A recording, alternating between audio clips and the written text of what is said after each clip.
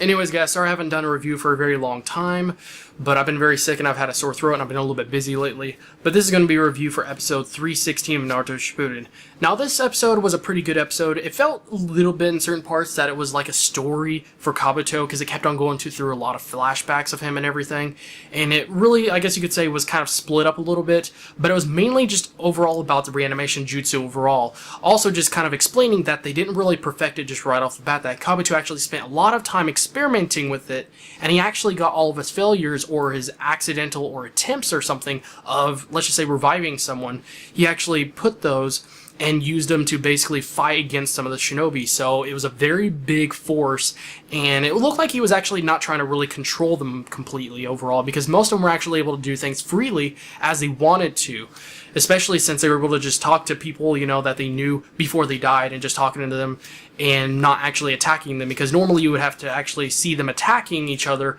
and trying to talk at the exact same time. Now, this is one of those small things as far as reanimation jutsu I still don't quite understand, which is, I'm sure a lot of you guys noticed, is how can, if they're completely under control, how can they talk? Now, some of them I've actually seen them not be able to talk when they're being controlled, but it looks like there might be some sort of mid-level of controlling them. Be able to control their movements, and one where you just let them go freely, and the higher up one is the one where you completely just control both their mind and almost make it go blank, so then they can't really think much or try to do and make their own decisions on their own, and control their movements at the exact same time. But on this episode, there was a lot of people, I guess you could say, got flashbacks of. They didn't go actually too far into it, which was actually a surprise, because usually when you see that, you immediately assume filler. It's going to be a big filler, so they're going to be talking about this guy and what happened before he died. They did do a little bit of it, but not very much. They just kind of gave you a quick, easy summary of, you know, how they died or what happened before they died or something. So that was actually very great the way they did that.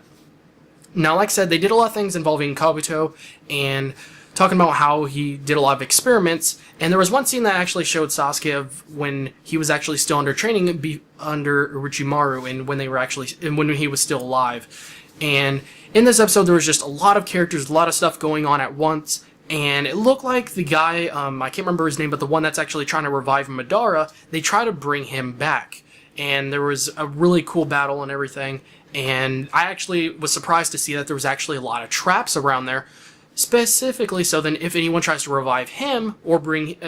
undo the capture jutsu or whatever, so then he could bring back Madara, then they would very likely fail, because there was explosives and there were a lot of jutsus and stuff just trapped there, so then you wouldn't be able to do it so easily. And there was one guy that actually almost did it, this old man, I can't remember what his name was, but he tried to actually undo the jutsu completely, and it looked like he was actually able to, it was one of those universal kind of jutsus they could use on just about anything, or just mainly things with markings, and he was able to actually try to undo it. He almost did it, but, you know, he got destroyed in time. So it was very great to see that. I actually expected them to get away with it, but let's just say one of the guys is still alive, so that's where things are going to be continuing within the next episode, and it looks like there's going to be a character that's going to be showing a lot of character development, and just how far he's come and how strong he's gotten over time, especially, you know, from Naruto to Naruto Shippuden. So I'm very happy to see that on the next episode, and I would give this episode a 4 out of 5, just because they did a good job. They didn't go too far into the filler, they didn't bore you to death,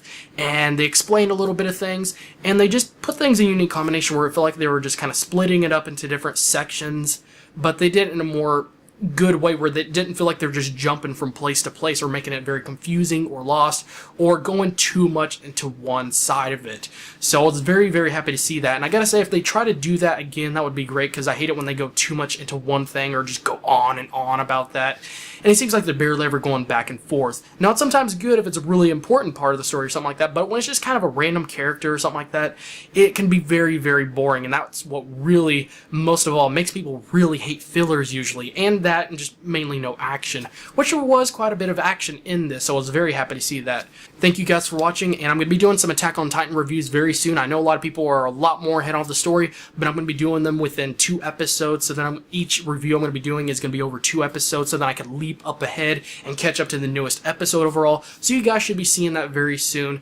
So thank you guys for watching, and I will see you guys in the next video.